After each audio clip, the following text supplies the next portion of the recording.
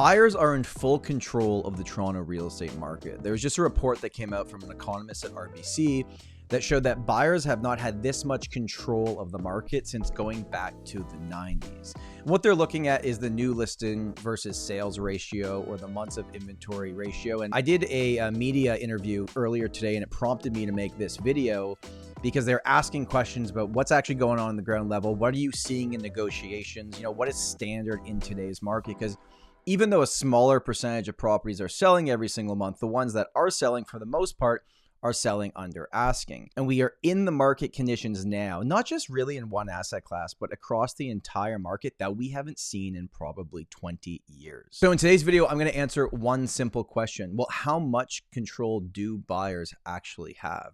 We're going to break it down for the city of Toronto and then go through different property types. If you learn anything new in today's video, I'd appreciate it if you give this video a like and get subscribed to the channel. Okay, let's jump into it. And we're going to focus here on city of Toronto and months of inventory. Now, if you've been following me for a long time, or you just follow real estate in general, you're probably getting sick of me explaining what months of inventory is. I personally like it better than new listing versus sales ratio, because I don't think we can just dismiss the old listings that are still sitting on the market every single month.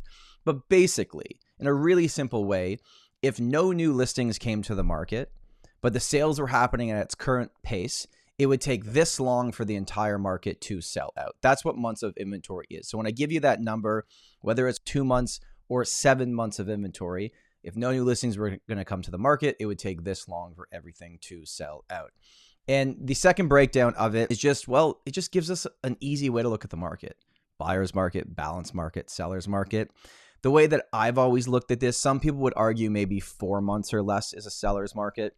The way I'd look at it is like 1 month or less is insanity seller's market. 2 months or less, hot seller's market. 3 to 3.5, 4 months, maybe like kind of regular, calm-ish seller's market, if that makes any sense. 3 to 6 months of inventory is a balanced out market. That is typically where, if it stays in that category for a period of time, you don't see any increases, but you don't see any decreases in average price. Over 6 months of inventory, if you stay in that zone for an extended period of time, is very clearly what will happen. Prices start dipping down. So there's your recap on months of inventory. Now, let's look at this from a few different angles, because we talked about that buyers are in control, and they absolutely are in control. You look at what's selling and what percentage of asking price they are selling for. Most properties, I think the highest percentage we've seen in a long time, are selling under the asking price. Now, buying under asking doesn't necessarily mean you paid a good price, but it is a pretty good indication of what's going on with the total market. So in April of 2025, at the end of the month, the city of Toronto had just over 10,000 active listings. In that same period of time, we sold 2,100 firm properties. You take active listings, you divide it by how many sales happen, and that's how you get your months of inventory. So the entire city of Toronto was basically sitting with 5 months of inventory. And this kind of makes sense that over the last really 6 to 8 months, other than the year over year comparisons that we just saw that prices were down 4%, pretty similar numbers have been coming out. Because when you sit between 3 and 6 months of inventory, you usually don't see massive increases or decreases on the average sale price at the end of the month. So if you're a buyer and you are buying the entire city of Toronto right now, it's a balanced market, but pushing towards the buyer's direction. But as I've talked about many times recently, you are not buying the entire market. So let's break it down based on property type. 416 area code detached homes, there was 2,500 active listings at the end of the month. 728 of them sold firm. That math gives you an inventory level of 3.4. And that tells me that if this stays the way it is right now in the city of Toronto for detached properties, they will not go up in price, but they probably won't go down in price either for the rest of 2025 if we stay within this range. Because you are hovering between a seller's market and a balanced market for most of the calculations that people would do. So buyers don't necessarily have the upper hand for detached properties, but either do sellers. It's kind of a balanced out negotiation, obviously dependent on what specific pocket of the city you are looking to buy in and what price point you are looking to buy in. Now, there is one type of property that buyers are not in control, and that is semi-detached homes. Now, there are fewer semi-detached homes, but we still have enough numbers to work with that I think it's realistic to take a look at this and go, okay, this is what's happening. 537 active listings, 253 sold in April 2025, an inventory level of 2.1. This shows me that buyers want these properties. There's not a lot to choose from, and they are the hottest active version of the market. Yes, overall sales are very low right now, but in terms of active listings and firm sales and inventory level, your semi-detached properties in Toronto, sellers still hold the cards in this one specific property type. But who is in the most control right now? Pretty simple. It's a condo buyer. You want to talk about who's in control of the market and what's going to happen next? It is the people that may or may not be buying Toronto condos. Over 6,000 active listings at the end of April. Only 925 firm transactions, 6.8 months of inventory. And it's been sitting over 6 for the city of Toronto for condos for quite some time now. And that's why you're slowly seeing the price points dip down. So if there's one very clear area of the market we can point to for who's in control, it is Toronto condos.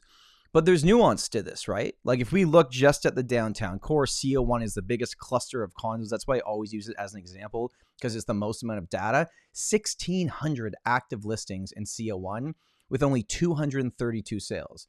So its inventory was 6.9, pushing towards 7.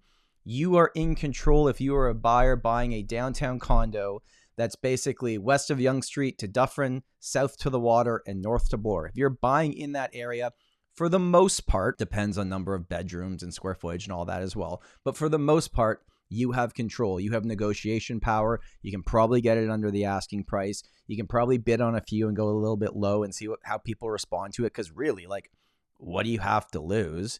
And then CO8, which is east of Yonge Street to DVP, south to the water, north to Bloor, 8.5 months of inventory.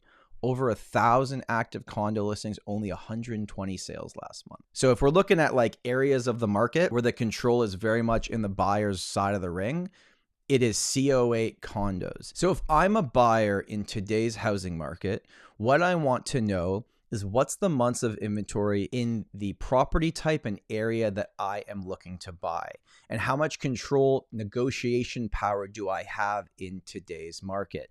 I don't want to look at just 1 month of inventory. I would go back and run the numbers for basically the last 6 months and see what the trend has been. Because if the trend is pretty similar for the last 6 months, it will probably remain. But if it's been bouncing up and down, that's kind of interesting. And I know for a fact, if I run the numbers on active listings for 1 bedrooms or junior 1 bedrooms versus sales, that months of inventory is probably over 10. Like I didn't actually run those numbers, but I'm pretty confident in saying that. So if you want to know specifically one area of the city, what's going on, who holds the cards, comment below and I'll tell you. Because for this video, there's so many different ways I could go with it, but that's generally what is happening right now. Condo buyers hold control. Detached home buyers, it's kind of a fair negotiation, but still buyers hold more control, and semi-detached home sellers are pretty much still in the driver's seat. Hope you found that valuable. My name is Tom Storey, and remember, home is where your story begins.